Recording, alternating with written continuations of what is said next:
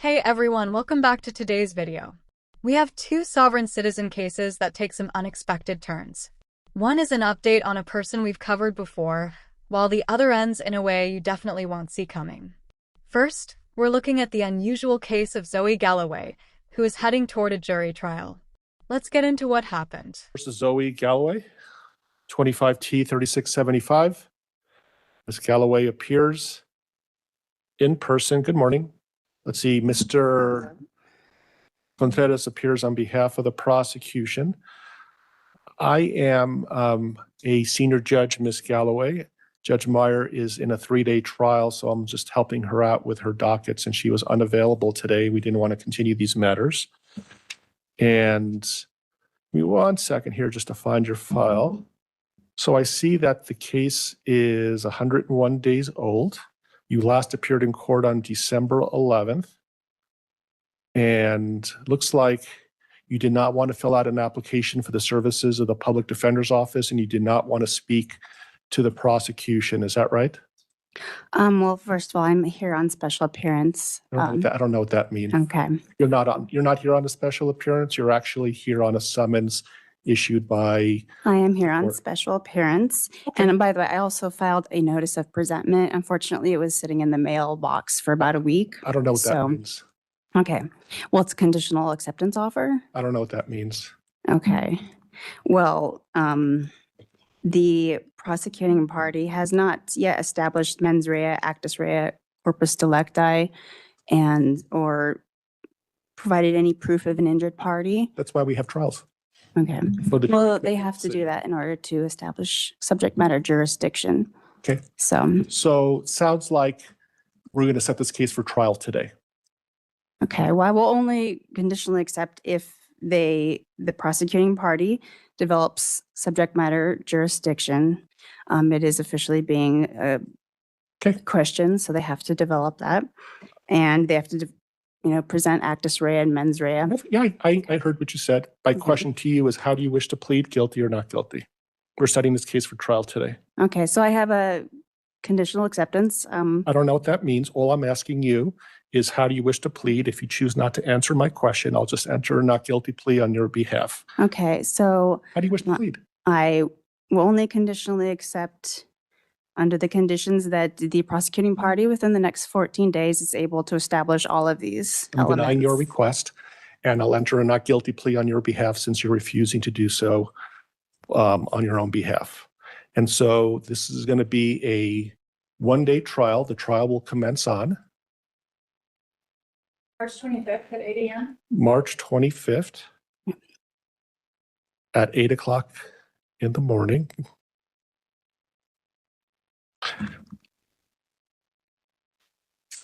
So I want to point out that I am I'm not finished talking. I am the only injured party in this case. I'm so sorry, but when I talk, you don't. When you talk, I don't.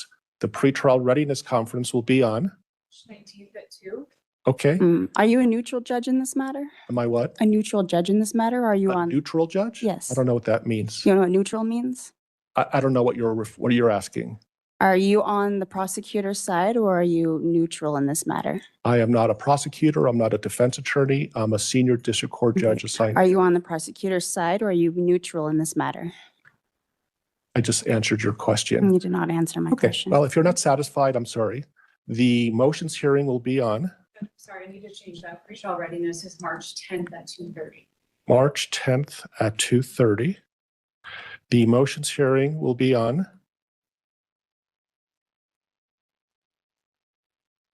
February 27th at 11. So be aware that I placed a bond on this matter and a notice of presentment. Okay, thank you. And so let me just recap what we're doing. We are having a jury trial. Right now, you are presumed innocent, and it's the prosecutor who has to prove actus reus and mens rea and all of the elements for the crime that you're charged with to a jury of 6 unanimously beyond a reasonable doubt. That trial will be conducted on March 10th at 2:30 in the afternoon. Excuse me. That trial will be on March 25th, beginning at 8 o'clock. We're going to have a pretrial readiness conference to make sure the parties don't have any last-minute issues. That'll be on March 10th at 2:30. I'm setting a hearing on February 27th at 11 o'clock for any motions that need to be resolved. I'm going to mail to you a pretrial discovery order. And essentially what it says is that the parties need to endorse witnesses within 30 days of today's date. Any motions need to be filed within 30 days of today's date. Any expert witnesses need to be endorsed no later than 30 days prior to the pretrial readiness conference.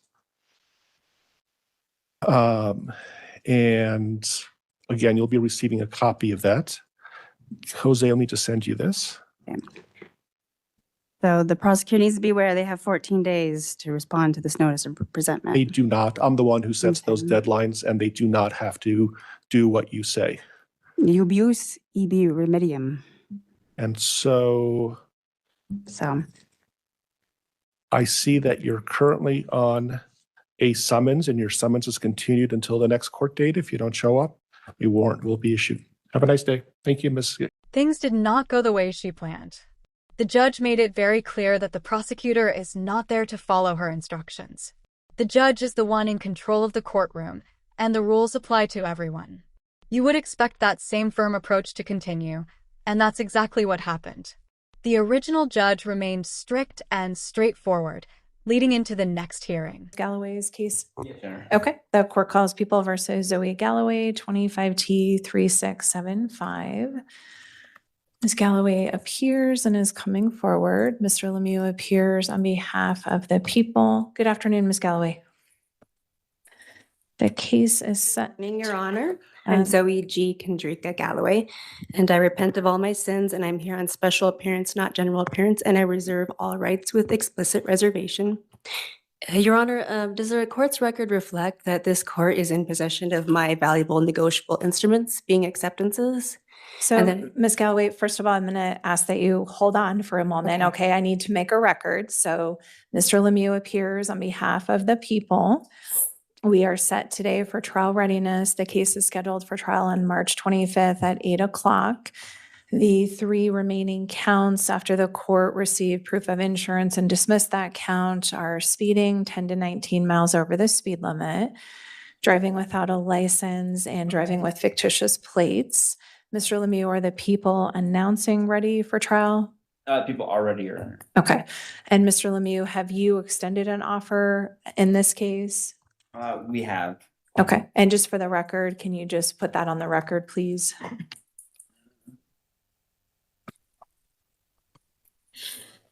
Your Honor, how is it that this court can retain custody of all the discharge instruments being my negotiable acceptances, yet still attach charges to my physical body when discharge has already occurred? So, Ms. Galloway, I don't know what any of that means. I know that you filed a number of motions So- with the court that make no sense to the court, and I don't know what any of those Your things Honor, how is mean. it that you can draw draft instruments on an account that you control, that you have made the prosecutor and junior security interest and accommodation party on, that you Okay, send so those Ms. Galloway, to me? I asked Mr. and that you Lemieux do a not question, understand and I'm what they waiting are? for him to respond to the court, so I'm going to ask that you stop interrupting. Mr. Lemieux, if you could just make a record for the court as to what the offer is that's been extended in this case, so it's clear to Ms. Galloway what the offer was I guess or is. I'm looking at the notes, and it looks like when we tried to convey offers previously, the kind of same thing that happened now just happened again. So I'll just convey the offer here then on the record to plead guilty to speeding 5 to 9 miles over the speed limit. But they said no. Excuse me, but does the record reflect I do not plead guilty, but that I plead The judge pointed out that the arguments being made were not recognized under the law. Pleading equity is not a valid legal option, and the court explained that the only way forward was to follow the proper legal process. Galloway, please stop interrupting. Everyone gets a chance to talk. Mr. Lemieux, the offer is plead to speeding 5 to 9 miles. $7 fine, and then plead guilty to expired plates, Your Honor. Okay. So it sounds as though that's the offer that the people have extended. It's pretty clear, Ms. Galloway, that you're not interested in that. We are set for Actually, excuse me, trial. but does the court's record reflect that I have accepted all presentments and offers of the court, the clerk, and the prosecutor, and I have returned them for discharge of this matter? How is it that this court can retain custody of all those acceptances yet not recognize that discharge has already occurred?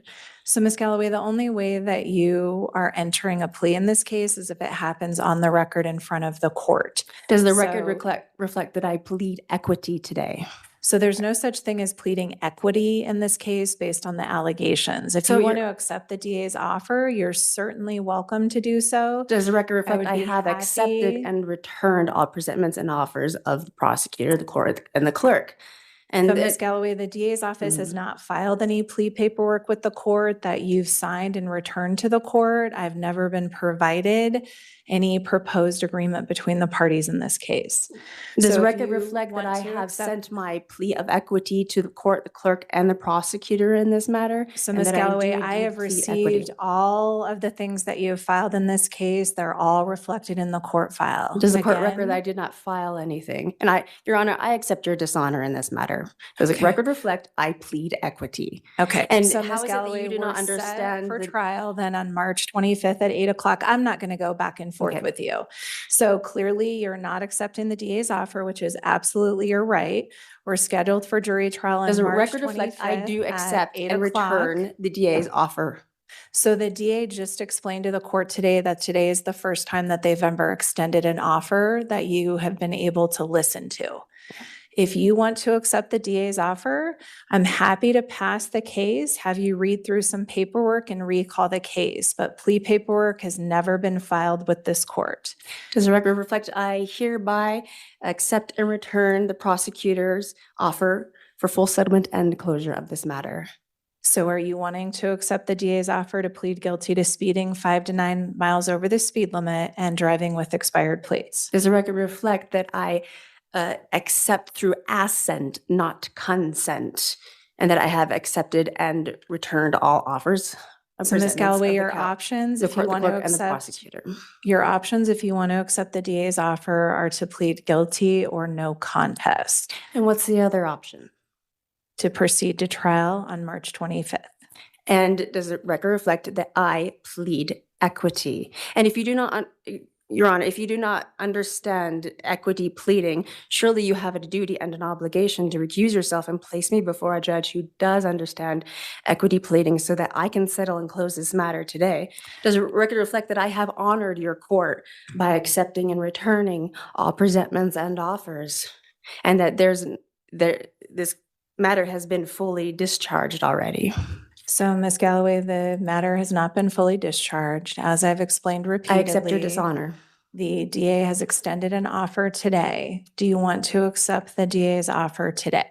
Does the court's record reflect that I accept by assent, not consent, and I return it in personam to the prosecutor and the judge and the clerk for full settlement and closure of this matter? The courtroom exchange became tense, with strong words being thrown back and forth.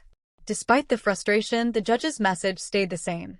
The courtroom follows the law, and everyone must respect the legal process. DA's offer today. Does the record reflect I already answered that question and then I accept by assent, not consent, and I attach it to the prosecutor in personam for full settlement and closure today? Okay, so the court's going to take that as a no. We're set for Excuse me, does the trial record on reflect March that the judge is 25th at 8 obfuscating the record o'clock. by putting a false words into the mouth of the defendant and denying the defendant due process rights? Ms. Galloway, I'm not denying you any due process rights. We're set for trial. Your options are to accept the DA's offer or to proceed to trial.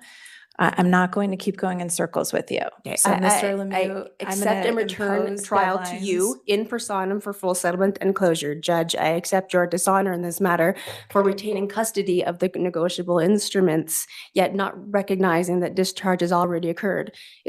Judge, isn't it true that in accordance with the exemption of the constitutional clause, the acceptance is the only means of payment?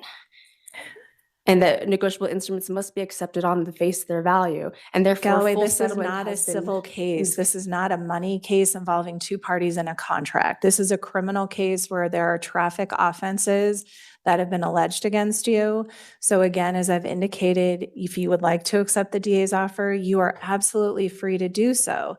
But your options then are to either plead guilty to the two charges as the people have indicated, or for you to plead no contest. Does the record reflect I plead equity and I return all presentments and all offers to the prosecutor? And Your Honor, I know you and I both know that while this purports to be a criminal matter, it is actually commercial in nature, right? Otherwise, why is there a QSIP number attached to the bonds on this case? And Your Honor, do you have a financial interest in this matter? Isn't it true that this court has already packaged several bonds and attached and handed them off to an indentured trustee to be prepared for securitization on the open market? Ms. Galloway, you were issued a summons in this case. You've never posted a bond, and this court has absolutely zero financial interest in this case. Mr. Lemieux, the court is going to give the people until March 20th at noon to file your proposed instructions, good faith witness list, and good faith exhibit list. The court will then give Ms. Galloway until March 24th at noon to file any proposed changes to the people's instructions, her good faith witness list, as well as her good faith exhibit list. Ms. Galloway, we're set for trial on March 25th at 8 o'clock. So we'll begin with jury selection. There'll be probably about 30 members of the public here. The parties will both have an opportunity to ask questions of the potential jurors, and then ultimately we'll select a jury. The parties will have the opportunity to select a jury of 6. We'll then proceed to opening statements. The people will then have an opportunity to present any of their evidence. You will have the opportunity to ask questions of any of their witnesses. You'll then have the opportunity to testify yourself, present any witnesses or evidence that you have, and then both sides will have an opportunity to make a closing statement. Do you have any questions generally about how the trial will proceed, or any basic trial procedure questions that I can answer for you? Does the record reflect that I employ my equitable right of rescission and rescission anything that I may have unknowingly acquiesced to in this matter, and that I do indeed plead equity, and that I accept your dishonor and attach trial to you in personam for full settlement and closure of this matter? Again, Ms. Galloway, I don't know what any of that means. None of those words are criminal terms that are in the statutes or the Constitution of the Colorado Constitution or the federal Constitution. There's no option to plead equity. I don't know what you're referring to. I've explained to you repeatedly what your options are. So at this point, I've imposed deadlines for trial. Does the record We'll reflect see you I back plead here equity and the on judge March is obfuscating the 25th record by at entering 8 a false plea on behalf of that defendant? And your judge, if you do not understand the negotiable instruments laws of the state of Colorado, the United States of America, and the accounting on this matter, surely you have a duty to recuse yourself of this matter so that I can be put before a judge who does understand equity, so that I can settle and close this matter and bring full honor to your court. So, Ms. Galloway, as I've referred to you repeatedly, as I've explained repeatedly, this is not a civil case. There is no money. There's no negotiable contracts. Your Honor, are you can- trying to overturn you hundreds can of years of an file equity whatever you would like jurisprudence? with the court. The court is following the procedures required of me. So we'll see you back here on March 25th at 8 o'clock for jury trial. Thank you. I accept your The court is in dishonor and I return recess it in back this to you in case. personam for full settlement and Ms. closure. Galloway, the court's in recess on this case. We'll see you for trial on March 25th at 8 o'clock. That brings this case to an end for now. We'll probably see her again in about a week and a half when the trial begins. Hopefully things go differently next time. Now, let's move on to a follow-up involving another sovereign citizen we've covered before, Lon Royale. The last time we saw her, she claimed her Fifth Amendment rights and used her right to remain silent while still filling the court record with the usual sovereign citizen arguments. Unfortunately, there is no video from this trial. The judge explained that releasing courtroom footage could reveal information about the jury, so only audio was available. I've broken it down into 3 important sections. The first witness's cross-examination, the second witness's cross-examination, and finally, the sentencing, where things take an unexpected turn. Office. I did. Can you describe that oath to us? I do not recall the oath word by word from when I started through the sheriff's office. Do you realize there's a difference between a driver and a traveler? I don't understand the question. Do you know what a driver is? Yes. Do you know what a traveler is? Yes. So you do understand the question. Do you know the difference? I believe they're the same. Driving and traveling is the same. You're not. That's how I wound up with 8 cops around me, because you didn't have a ticket book and neither did your husband. I don't know if that's why. That is why. Ms. Royale, I'm going to interrupt you real quickly. You're fine. You're doing fine asking questions. but there shouldn't be any sort of commentary after that question. You'll have an opportunity later. Was your husband in uniform? Yes. You're sure of that? Yes, he was wearing a polo shirt that was provided by the Conejo County Sheriff's Office that did indicate that we were with the Sheriff's Office. Okay, because when he pulled me over, he was in a pair of shorts, shoes. Okay, didn't have a uniform on. Ms. Real, is that a question or is that just commentary? I've already warned you once, no commentary. Ask a question, perfectly fine. So then you weren't patrolling the carnival. Is that a question, Ms. Real? Were you patrolling the carnival? Yes. Then you would have known what I was doing that day. Ms. Real, for the third time, right, I'm going to tell you, if you have a question, ask a question, not commentary. You said you followed him, Yes. so then you knew where he was. Ms. Real, this is the last warning you're going to get. Okay? Look at me, Ms. Real. No more commentary. You may not like the answer to the question, but you've asked the question, she's answered the question. The jury can then decide the credibility of the answer. But you don't get to comment at this stage. You get to ask questions at this stage. Can I ask why you cannot say your oath of office?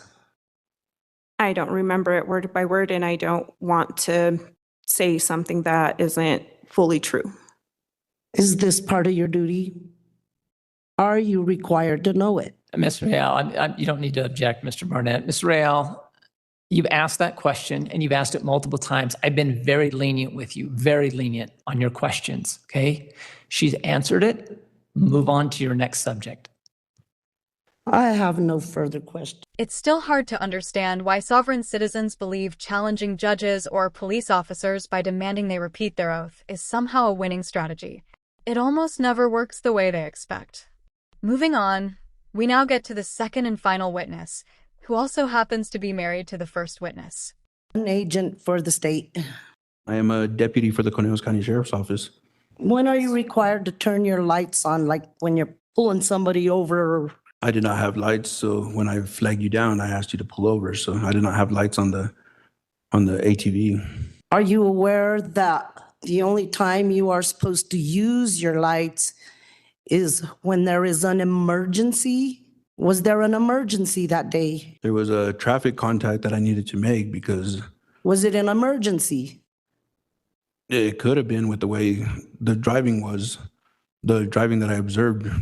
Are you aware that the state or an agent for the state cannot be a witness to the case that they are a party to? I was the investigating officer, so I would be a witness to the case. Were you aware that I was a vendor at the carnival that day? From your conversation with Chief Rendon about your vendor's license and needing a vendor's license and stuff, I assumed you were selling food and stuff, so. Yes, and I did have a food handler's permit. Is a traveler required to have a driver's license? No, a traveler is not required to have a driver's license, but an operator of a motor vehicle is required to have a driver's license. A traveler could be anybody going from one point to another, either by walking, riding a bus, riding a bike. That's a traveler. Is a driver considered someone working in commerce? No. Driver is anybody who is operating a motor vehicle in control of that motor vehicle. They don't even have to be moving the vehicle. As long as they're in control of the vehicle, sitting in the vehicle with the keys in the vehicle, then that's still a driver of the vehicle. Is a traveler considered someone who works for? The court questioned what she meant by commerce. Was she referring to something like selling products at a carnival, as she had previously claimed? If so, that argument actually works against her. Even based on her own reasoning, she would still need a valid driver's license to operate a vehicle, which she did not have. After that, the case moved to her short closing statement before the jury delivered its verdict. Ms. Real, would you like to provide any closing argument? Yes, I would. Okay. I would just like the jury to know that there are things that are false and deemed to be made true there are, anyway, I just want to say, do not be deceived. You know, because there are things that are false and they're deemed to be made true. And I feel this is what's going on in this case. I have nothing further for you. All right, Ms. Rael, let me explain a little bit about what happens now. Again, you were found not guilty of count 3, which is the most serious of charges in this case, is an unclassified misdemeanor. You were found guilty of class 1, class 2, count 1, count 2, and count 4. So careless driving, driving under restraint, and no insurance provided by the driver. Given what we've had kind of a long day today, what I'm going to suggest is that we set this over for sentencing. I'm not going to request any sort of PSI in this case, given that they're traffic offenses. I believe it would be appropriate, but I'll set it over for sentencing in a couple of weeks. We'll come back here for sentencing, right? Ms. Rael, you need to appear back in front of me in a couple of weeks for that sentencing. I'm going to explain something to you. I'm going to keep your bond in place. It's a $100 personal recognizance bond. You need to show up, okay? So you've come to other court cases and you've appeared, but we've had issues in the past, right? I had to issue an order 3 times for you to get your fingerprints done. And ultimately, I had to issue a warrant for your arrest in order to get your fingerprints done. I don't want to have to do that again, so I'm just pointing it out. I'm going to set this for sentencing in 2 weeks. I need you here in 2 weeks for sentencing, okay? Your Honor, may I interrupt? I'm sorry. You can. I think a PSI would be appropriate in this case. Ms. Rael has a felony history. She served 8 years in the Department of Corrections on a case out of Denver, 2006. She has a significant criminal history. We were going to ask if she be remanded into custody today. Well, had she been convicted of driving under the influence, I would have certainly considered it. But the fact that she's convicted of traffic offenses or infractions, there's no insurance, driving under restraint, I'm not going to remand her to custody today. I will tell you, I would have remanded you to custody, Ms. Rael, today if you were convicted on driving. Your Honor, I've already paid my dues for that case. I shouldn't have to pay them again. Well, here's the thing, okay? So if there's that kind of history, I get to decide. Okay, now it's out of the jury's hands. Now it's in my hands. I'm the one that gets to decide what the appropriate punishment is for these violations. Okay, jury found you guilty of these. If there's a history there, then I think that does make some sense. I want to see that history. You may have paid the price that you have for those, but I can look at criminal history when I determine what the appropriate sentence is. Okay, so based on that information, then I will order a PSI done for Ms. Rael. I'll set it, it's going to be set out longer. I'm not going to set it in 2 weeks. It's going to take longer than that to get a PSI. Okay. That means you have to report to probation, Ms. Rael. All right. Probation? Yeah. So they can do a PSI with you. Probation is. What's this PSI? It's called a pre-sentence investigation report, Ms. Rael. Okay. So here's what I'm going to do. I'm going to set this matter over for sentencing. And I'm going to set it in April, on April the 21st. We'll come back for sentencing at 11 o'clock, right? So April 21st at 11 a.m. I'm ordering Ms. Rael, again, the bond will remain in place. It's a $100 PR bond at this point. You are ordered to report to probation in Alamosa at the Judicial Center, and so that you can do a pre-sentence investigation report so that I can have that prior to sentencing. Do you have any questions about that, Ms. Rael? I don't know where that is. It's located in Alamosa. Do you know where the Justice Center is in Alamosa? You mean the courthouse? Courthouse? Yeah. It's right there at the courthouse. All you got to do is go to the courthouse, walk in, walk through security and say, I'm here to see probation about doing my pre-sentence investigation report. Probation will know that you're there. So check in with them, then they'll schedule a time for you to come back in and you can set that appointment, okay? You might be able to call them before you go first to see if you can set up an appointment. It might save you a trip, okay? So I'd reach out to them first. Might save you a trip down there, right? That is an order of the court. Explain it to you again because we've had this issue in the past. Either you go, if you don't do that and I get report that you haven't showed up, I'll issue a warrant for your arrest. Is that clear, Ms. Rael? Either you understand that or you don't, Ms. Rael. Well, I know what you're saying. You told me what I gotta do. So that means you understand it? I do not understand. I don't like that word. Okay. Are you going to comply with the order that I just issued? Well, But that's not how the story ends. A judge has the authority to enforce court orders when someone refuses to cooperate. In certain situations, that can include holding someone in custody until the required steps are completed. And that is exactly what happened in this case. Based on that, I'm going to go ahead and remand you to custody today. You're going to be going to custody today because I'm not going to play. I don't know. I'm not going to play. No, Wait not a going to minute. not going to play around, Miss Real. There's no stop. Your Wait a time. minute. No, Miss Wait a Real. minute. No, I'm Judge, not. yes. No, I'm not waiting a minute. Here's what's going to happen. I'm going to set $1,000 cash or surety bond, $100 bond. You're going to be remanded to custody. You bond out, you go to probation. If you don't, probation will contact you. This is what I'm talking about, Ms. Real. You come in here and you say, well, I don't understand. I'm not going to do this. I'm not going to do this. I just asked you. No, stop, Ms. Real. Stop. Just the wording, No, Your Honor. no, Wait I'm done. a minute. It's Nope. the wording. Nope, I'm And done. you've committed treason in the You can case. tell me I've treated You've treason. done it twice already. Nope, we're done. Ms. Real, You've done it could you twice. please take her into custody? Your bond is set at Let me $1,000 give this cash or to my surety son. or $100 cash. You will comply with the court's orders because I'm not going to do this. And that's what can happen when poor decisions lead to serious consequences. That's the end of today's video. The first defendant still has a jury trial coming up, while the second case now has a sentencing date scheduled. We'll have updates on both cases soon. If you enjoyed the video, leave a like. If you didn't, you can leave a dislike. Either way, share your thoughts in the comments and subscribe with notifications turned on so you don't miss the next update.